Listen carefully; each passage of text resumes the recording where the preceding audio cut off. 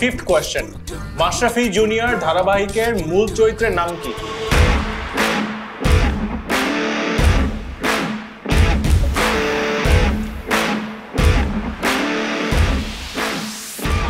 কেউ পারবো না? একটা গেস করে বলে ফেলো দেখো। মনে সো তোমার যেই +1টা হয়েছিল মাইনাসটা হয়েছিল ওটা তুমি এখানে অ্যাড করলে আর কি, তোমার কোনো এডিশন কিছু হয় না।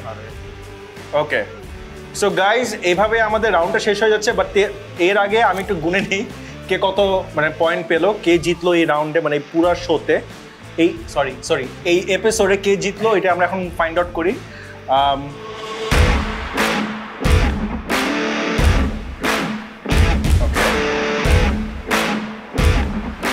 So, who do you think won this episode?